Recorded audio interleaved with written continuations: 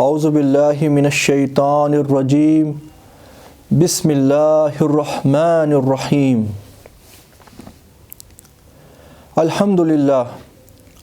الحمدللہ وقفا والصلاة والسلام علی عبادہ الذین اصطفیٰ خصوصاً علی خاتم النبیین محمد الامین وعلی آلہ وصحبہ اجمعین اما بعد فاعوذ باللہ من الشیطان الرجیم بسم اللہ الرحمن الرحیم رب اشرح لی صدری ویسر لی امری واحلل عقدۃ من لسانی یفقہوا قولی رب یسر ولا تؤثر وتمم بالخیر آمین یا رب العالمین۔ من کان یرید العاجلۃ عجلنا له فیہا ما نشاء لمن نرید ثم جعلنا له جہنم یصلاها مذموما مدحورا ومن اراد الآخرۃ وسعى لها سعيها وهو مؤمن فأولئك كان سعيهم مشكورا۔ آج اللہ تعالیٰ کا نام لے کے سورۃ البنی اسرائیل کی آیت نمبر 18 سے آج آیت نمبر 17 سے آیت نمبر 17 ہم پڑھنے جا رہے ہیں، اور جس طریقے سے قرآن کی ایک ہر آیت اپنے اندر ایک بہت بڑا علم اور حکمت کا موتی لیے ہوئے ہوتی ہے اور عبرت ہم لوگوں کے لیے ہوتی ہے، اور اللہ تعالیٰ کی طرف سے خبردار کرنے والی ہوتی ہے کہ ایک انسان اگر ایک آیت پہ بھی غور کرے اور اس پہ ایمان لے آئے جیسے کہ ایمان لانے کا حق ہے، تو یقیناً اس کی زندگی بدل جائے گی۔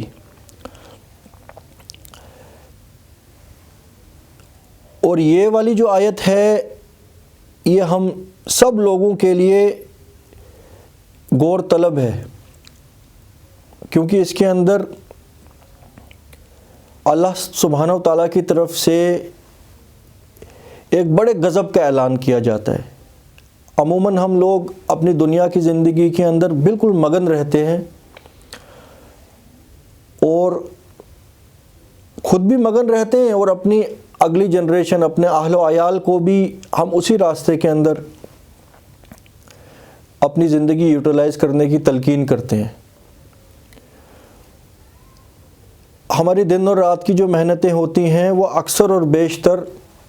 دنیا کی زندگی کے ہی کسی نہ کسی پہلو کی کسی نہ کسی مقصد کے اندر ایکسپلائٹ ہو کے رہ جاتی ہے۔ اور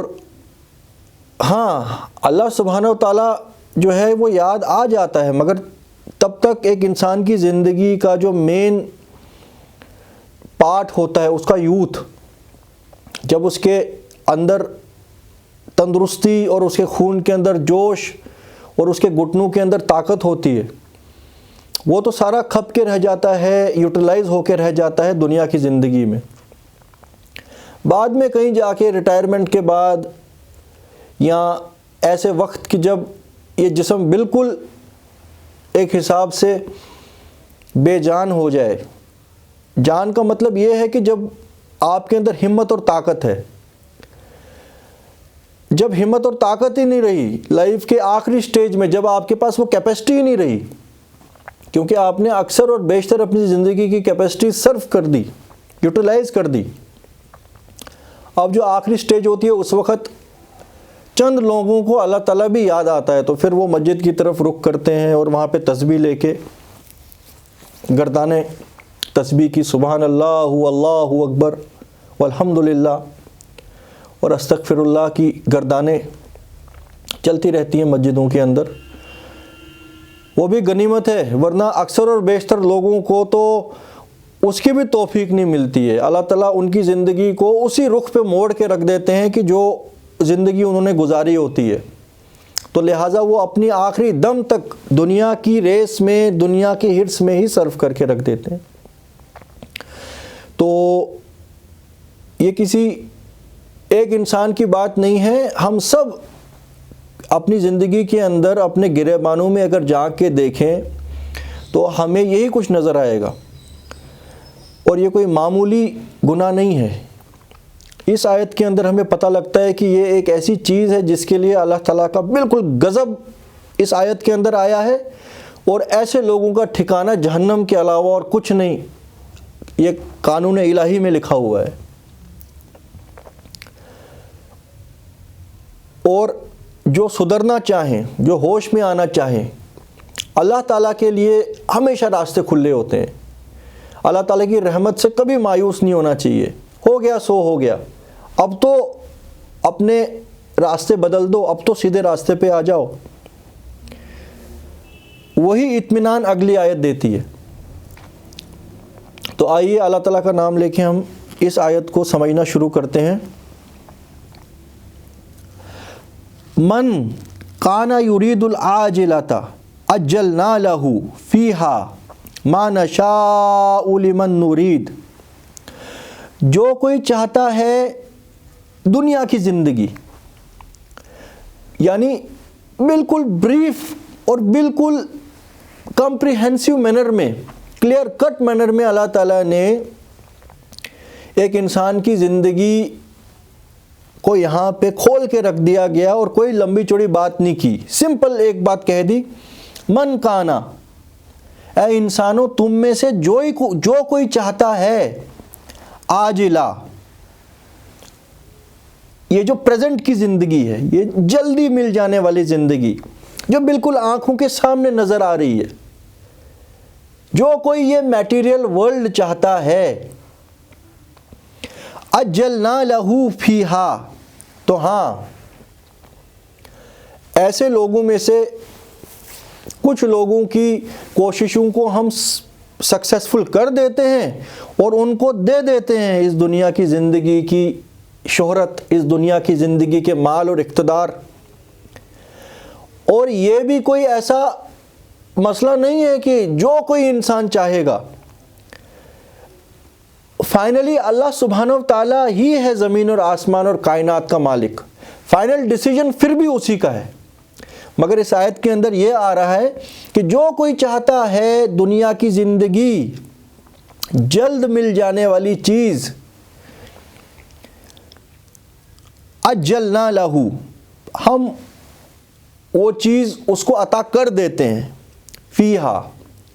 مگر ہر کسی کو نہیں، ما نشاء لمن نرید، وہ بھی جس کو ہم چاہیں اور جتنا ہم چاہیں۔ ثم جعلنا لہ جہنم، مگر ایسے لوگوں کے لیے پھر آخرت میں جہنم کے علاوہ اور کچھ نہیں ہے۔ تو اللہ تعالیٰ کی پناہ مانگیے ایسی عاجلہ، ایسی زندگی کی کامیابی سے جس کے بعد اس کا انت، اس کی آخرت جو ہے وہ آگ ہے۔ یصلاھا مذموما مدحورا، جہاں پہ وہ سڑتا رہے گا، جلتا رہے گا۔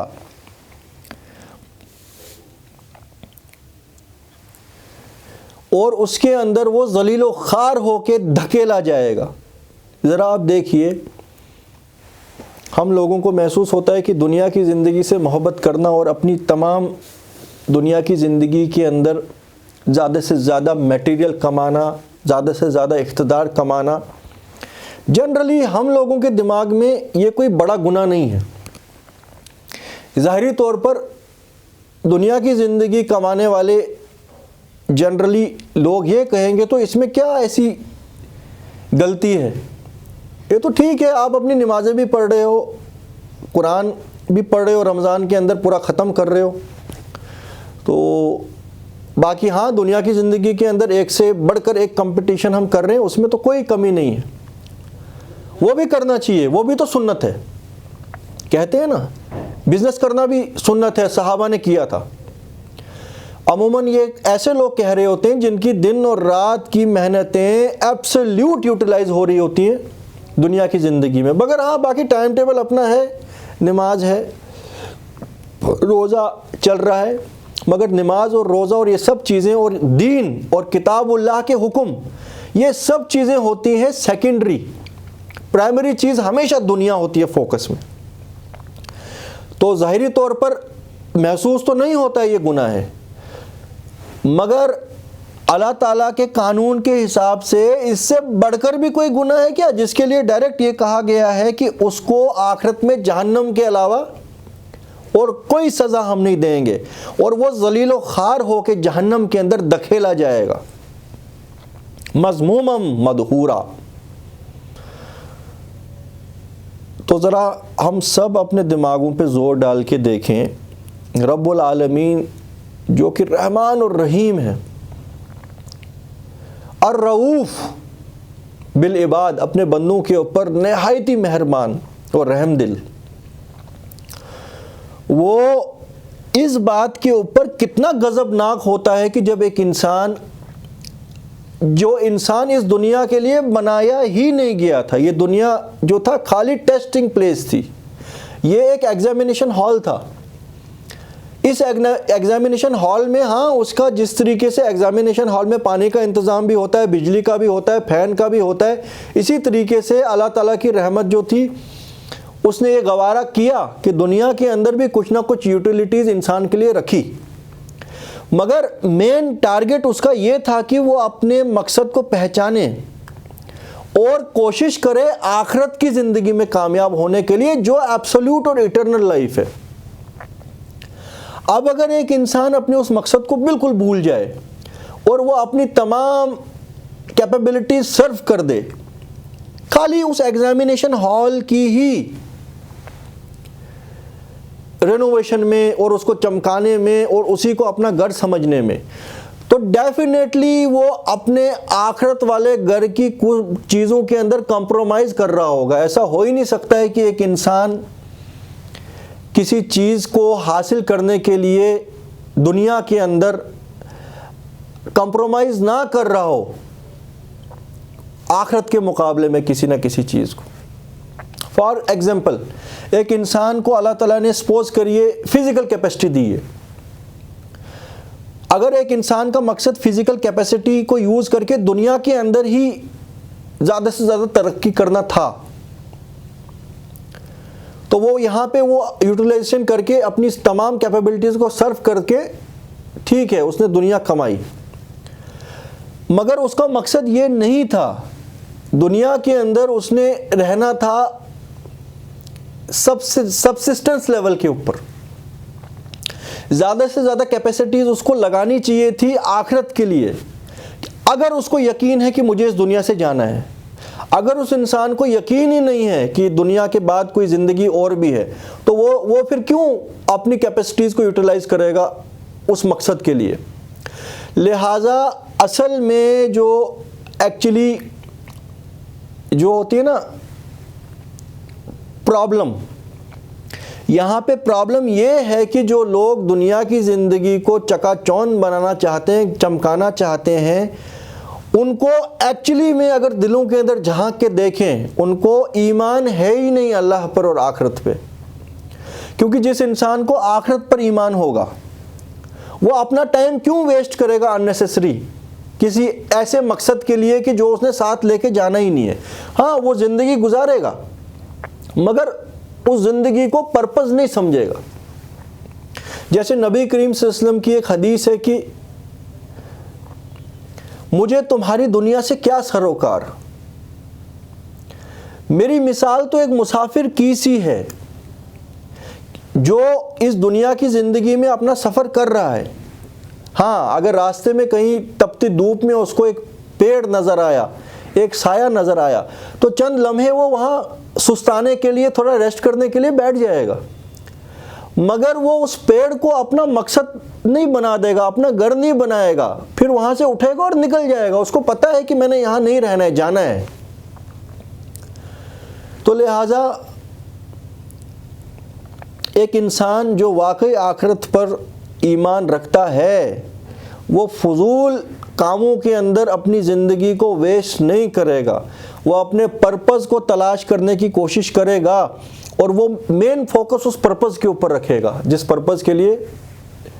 اس کو یقین ہے کہ اصل میں فائنل ڈیسٹینیشن میں میرا یہ چیز کام آنے والا ہے. آپ کی زندگی جو ہے، اگر نماز کو آپ پرپز آف لائف سمجھ رہے ہیں تو نماز جو ہے ٹوٹل 5 نمازیں مل کے ایک دن کا کتنا حصہ بنتا ہے. پہلے تو ہم مرغوں کی طرح تھونگے دے کے نماز پڑھ کے نکل جاتے ہیں، 2 منٹ میں نماز پڑھ کے نکل جاتے ہیں. خیر بڑے خشوع اور خضوع بھی کرنے والے جو ہیں ان کی ایک نماز 10 منٹ سے زیادہ تو نہیں ہوتی ہے. تو 10 into 5 50 منٹس، یہ جو دن ہے ایٹ لیسٹ 12 گھنٹے کا دن ہے. چلیے 12 گھنٹے آپ نے رات منا لی اپنی، 12 گھنٹے کے دن میں 50 منٹ آپ کے نماز کے نکل گئے. اس کے بعد جو بڑا ہی کھینچ تان کے کہیں قرآن کی تلاوت بھی کر لے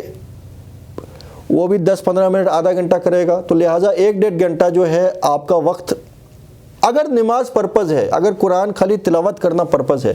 اللہ تعالیٰ فرما رہے ہیں وَمَا خَلَقْتُ الْجِنَّ وَالْإِنسَ إِلَّا لِيَعْبُدُونَ، ہم نے انسان اور جنات کو صرف اپنی عبادات کے لیے پیدا کیا ہے. تو عبادات میں اگر خالی نماز ہے تو خالی 50 منٹ آپ کی عبادات، باقی دن اور باقی سال کس کوشش اور کس کشمکش میں کھپ رہے ہیں، یوٹیلائز ہو رہے ہیں. آپ سمجھ رہے ہیں؟ نماز کے وقت بھی ہمارا فوکس یہی رہتا ہے کہ فلانا دندہ ہے، فلانی نوکری ہے، فلانے کو جواب دہی ہے، کس طریقے سے کیا کرنا ہے. اور اس کے بعد آپ کی ایبسولوٹ فزیکل اور مینٹل کیپیسٹیز صرف ہوتی ہیں زیادہ سے زیادہ دنیا میں ایک دوسرے سے آگے نکل جانے پہ. تو ہم لوگ ذرا اپنے دماغوں پہ زور ڈال کے دیکھیں کہ معاذ اللہ ثم معاذ اللہ الا لیعبدون کا مطلب کیا اللہ تعالیٰ نے بس نمازیں بتایا ہوا ہے؟ عبادات کا مطلب ہے تمہارا ایک ایک وقت، ایک ایک لمحہ اس کوشش میں صرف ہو کہ میرا رب مجھ سے کیسے راضی ہو جائے. ہاں آپ نے اپنا ایک وقت نکالا اپنے دنیائی کاروبار کرنے کے لیے بھی، مگر اس کی لمٹ جو سیٹ کرنی ہے وہ کتنی ہونی چاہیے. ایک سچا مومن ہوگا تو وہ ڈیفینیٹلی اس کو بالکل منیمائز کرے گا کہ اس کی زندگی کسی طرح نکل جائے، اور میکسیمم ٹائم کو یوٹیلائز کرے گا یہ جاننے میں کہ اللہ کا حکم کیا ہے اور میں کیا کر رہا ہوں. یہ زمین اور آسمان کے کائنات کی کتاب، مالک کی کتاب جو ہمارے پاس ہے، یہ ہم سے کیا تقاضا کرتی ہے. یہ ہمارے آخرت کا سلیبس ہے. تو اس سلیبس کے اوپر کتنی ہم نے غور و فکر کی ہے آج تک. میرا سوال ان لوگوں سے ہے جو 5 وقت کے نمازی اور تہجد گزار ہیں، مگر وہ کتاب اللہ کو نہ تو سمجھنے کی کوشش کرتے ہیں، نہ تو سیکھنے کی کوشش کرتے ہیں، نہ تو اس کے اندر سے علم حاصل کرنے کی کوشش کرتے ہیں. بس تلاوت کرنے کے لیے رکھا ہوا ہے اس کو. تو یہ بڑی زبردست اور بہت خطرناک آیت ہے ان لوگوں کے لیے جن کی دنیا کی زندگی صرف ہو کے رہ گئی ہے دنیا کے اندر زیادہ سے زیادہ مال اور اقتدار اور جائیدادیں جمع کرنے میں. اس کی بہت بڑی مثال سورۃ الکہف میں ہے، سورۃ الکہف کے آخری رکوع میں. اور سورۃ الکہف کے بارے میں ہمیں پتہ ہے جو 18th سورہ آف قرآن ہے کہ وہ دجالی فتنے سے ایک انسان کو بچانے کے لیے بہت زیادہ کیپیبل ہے، ایک اللہ کے بندے کو دجال کے فتنے سے نکالنے کے لیے. اور اسی سورہ کے آخری رکوع میں اللہ تعالیٰ نبی کریم صلی اللہ علیہ وسلم کو خطاب کر رہے اور ان کے ذریعے تمام انسانوں کو خطاب کر رہے کہ اے نبی، کیا میں تجھے بتاؤں کہ دنیا کے اندر سب سے بڑے لوزرز کون ہیں؟ قل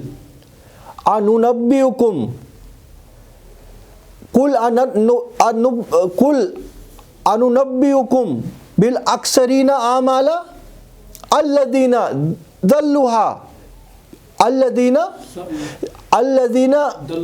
ضل سعیها فی الحیاۃ الدنیا ویحسبون انہم یحسنون سنۃ. اے نبی کیا میں تجھے بتاؤں، ان سے کہہ دے کہ دنیا کے اندر سب سے بڑے لوزرز کون لوگ ہیں. जनरली इन लोगों के मेंटल कैपेसिटी खाली दुनिया तक सीमित है और ये समझते हैं लूजर्स वो है कि जो दुनिया में पीछे रह गया, जो दुनिया में कोई मकाम हासिल ना कर पाया, दुनिया में कोई जायदाद हासिल ना कर पाया। तो ए नबी ज़रा इनको कान खोल के ये बात सुना दे कि अल्लाह तुम्हें बताता है लूज़र असल में कौन है। अल्लज़ीना दल्लु सायुहुम फिल हयातिद दुनिया व यहसबूना अन्नहुम युहसिनूना सुन्ना, ये वो लोग हैं जिनकी ज़िंदगी की तमाम कोशिशें दुनिया के अंदर यूटिलाइज हो के रह गई, एग्जॉस्ट हो गई, और वो अपने दिल को ये इत्मीनान देते गए कि हम तो बड़े बेहतरीन तरीके पे हैं, यही है असली ज़िंदगी का तरीका। दुनिया के बड़े बड़े इक़्तिदार हासिल करो, बड़ी बड़ी लग्जरीज कमाओ, और हाँ टकरे भी मारते रहो, अल्लाह भी राज़ी, उम्रे भी करो। उम्रा करने में क्या है, वहाँ जाना है 5 स्टार होटल में बैठना है, तो 15 दिन आराम से ऐशो आराम में गुजार के वापस आना है, और उसके बाद छाती चौड़ी करके पहुँचना है घर कि हम जी बड़े झंडे गाड़ के आए सहाबाओं को जिन्होंने अपनी फसलें पक रही थी खजूर की, और हुक्म आ गया कि अल्लाह के रास्ते में अब निकलना है क्योंकि दुश्मन जो है तुम्हारी बाउंड्रीज पे पहुंच गए हैं, वो वहीं पे अपना माल और अपनी औलाद छोड़ के निकले हैं, पाँव में जूते भी नहीं हैं, कोई हथियार भी नहीं है। तो हम लोग आके उम्रा करके सहाबाओं को भी पीछे छोड़ देते हैं, पिछले सारे गुनाह हमारे माफ़ हो जाते हैं, और उसके बाद अपनी ज़िंदगी का एनालिसिस करके देखें, एक एक लम्हा यूटिलाइज होता है स्ट्रेटजीज़ बनाने में। अब कैसे वो आगे निकल गया, हम पीछे रह गए, ये कैसे करे, वो कैसे करे। तो ज़्यादा तो मैं इसके बारे में अब कुछ नहीं कहूँगा, मगर हम अपने गिरेबानों में झांक के देखें कि हम क्या कुछ कर रहे हैं। तो इस आयत पे भी गौर करें, दज्जाल के फितने से निकालने वाली कुल अनुनब्बिकुम बिल अक्सरीना आमाला अल्लज़ीना सायुहुम फिल हयातिद दुनिया व यहसबूना अन्नहुम युहसिनूना सुन्ना। तो आगे फिर उसी आयत में फरमाया ये वो लोग हैं कि जिनका आखिरत में भी कोई हिस्सा नहीं है, कि वहाँ पे ज़लील व ख़ार होकर जहन्नम में दाखिल होंगे। ना नमाज का जिक्र आ रहा है, नमाज इनको बचा लेगी, ना रोज़ों का जिक्र आ रहा है, रोज़े इनको बचा लेंगे। तो ना तो किसी और नाम का कि नाम अब्दुल रहमान था। असल में जब हमने किताबुल्लाह को छोड़ के एक मखसूस तबके के लिए, एक पार्टिकुलर ग्रुप के लिए रख दिया, तो हमारे दीन के जो तकाज़े हैं, जो असल में सेक्रीफाइस और कंप्रोमाइज़ करने को अल्लाह सुब्हानहू व तआला टेस्ट कह रहा है, हमने वो सब छोड़ दिए और हम बस ये जो एक्ट्स हैं, जो आपसे कुछ भी तलब नहीं करते, हाँ वक्त है आपका नमाज का, वो भी एक सच्चे दिल से इंसान पढ़ रहा है, उसमें भी आपका वक्त सर्फ हो रहा है, मगर मिनिमल है, आटे में नमक के बराबर है। तो ये कामयाबी दुनिया के अंदर तो आपको शोहरत कमाने के लिए दिन और रात अपनी जूतियाँ पटकारनी फिरो, और आखिरत जो है, जो हमेशा का घर है, वहाँ पे बस जो है अपना मिनिमल आपका टाइम यूटिलाइज हो और आप कामयाब हो जाओ। तो ये कैसे प्रोपोर्शनल, ये कौन सी एनालॉजी है। तो अल्लाह ताला यहाँ पे यही फरमा रहे हैं कि जो कोई चाहता है दुनिया की ज़िंदगी, हम उसको दे देते हैं बाज़ दफ़ा, मगर हर किसी को नहीं, जिसको चाहें और जितना चाहें, और जिसको चाहें जितना चाहें। ये कोशिश करने वालों के लिए बड़ी डिसअपॉइंटिंग बात हो सकती है, वो पहले ही मुक़द्दर है, उसमें ना तो कुछ बढ़ेगा ना घटेगा। अभी आ जाएगा आगे कि हम अपने बंदों में से जिसका चाहे रिज़्क़ जो है बढ़ा देते हैं, जिसका चाहे रिज़्क़ तंग कर देते हैं, और ये सब चीज़ें हम हिकमत, विजडम की बुनियाद पे करते हैं। वो राज भी आगे खुलेगा। तो लिहाजा जो लोग अपनी ज़िंदगी के लिए जान मार रहे हैं, उनको भी ये पता होना चाहिए ये ज़मीन और आसमान का मालिक कोई इंसान या कोई ये हुकूमत नहीं है, ये भी रब्बुल आलमीन ही है। उसने जिसके मुक़द्दर में जितना लिखा है वही उसको मिलना है। हाँ, अज्जलना लहू फ़ीहा, हो सकता है कि अल्लाह ताला थोड़ा जल्दी عطا کر دے، جلد دیں ہم اس کو، یعنی ملنا تو ہے مقدر سے زیادہ اور وقت سے پہلے۔ جنرلی ہم سنتے ہیں فریز کسی کو نہیں ملتا، مگر اللہ تعالیٰ خود فرما رہا ہے جس کو زیادہ کاہلی ہے دنیا کے اندر آگے نکلنے کی، اس کی کاہلی کو ہم دنیا کے اندر اس کا رزلٹ کرتے ہیں کہ جلدی اس کو دنیا کے اندر ہم وہ چیز دلوا دیتے ہیں، مگر ہر کسی کو نہیں، جس کے لیے رب چاہے، جس کے لیے ہمارا مالک چاہے، اور جتنا چاہے، جتنا چاہے یعنی مقدار اللہ ڈیسائیڈ کرے گا، وہ مقدار ہی تو تقدیر ہے، تقدیر کہاں سے آئے؟ مقدار۔ تو کتنا فضول ہے اپنی جان اور اپنا دماغ کھپانا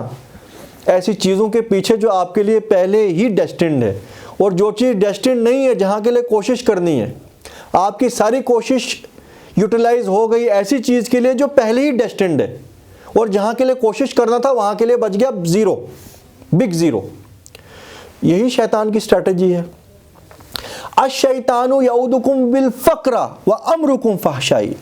شیطان تم کو ڈراتا ہے فاقے سے اور تمہیں حکم دیتا ہے اللہ تعالیٰ کی نافرمانیوں کا، کہ یہ کر لو، وہ کر لو، جمع کر لو، چوریاں کر لو، ڈکیتیاں کر لو، کرپشن کر لو، جیسے تیسے جتنا کر سکتے ہو جمع کر لو، ورنہ پھاقا لگ جائے گا، اور دینا نہیں خبردار کسی کو کچھ۔ اللہ کوئی بیچارہ طلبگار کوئی مجبور ہو، اپنا کیوں دو گے؟ خود وہ کمائے، اگر اللہ چاہتا تو خود اس کو دیتا، تم کون کھڑ پینچ ہو؟ یا تم کیوں دے رہے ہو؟ تم نے بڑی محنت سے کمایا ہے۔ تو پہلے تو ڈراتا ہے پھاقے سے، اور پھر جو ہے حکم دیتا ہے فاحش کاموں کا، اللہ کی نافرمانیوں کا۔ اللہ نے حکم دیا تھا کہ یوٹیلائز کرو اللہ کے راستے میں، اپنے قربہ میں، غریبی رشتہ داروں میں، محتاجوں میں، راہ بٹکوں میں، غلاموں کو آزاد کرنے میں۔ تو شیطان بولتا ہے نہیں، اگر تم نے دے دیا تو تمہارا کیا ہوگا؟ اسی آیت کا اگلا حصہ ہے، اللہ تم کو وعدہ کرتا ہے اپنے فضل کا اور تم کو بلاتا ہے اپنی رحمت کی طرف۔ اب جو لوگ پہلے کنڈیشن میں آ گئے، شیطان کی ماننے والے، شیطان کے چلے اور چاٹے، وہ دنیا میں بھی ہمیشہ انکمفرٹیبل اور انکنٹینٹ ہی رہتے ہیں،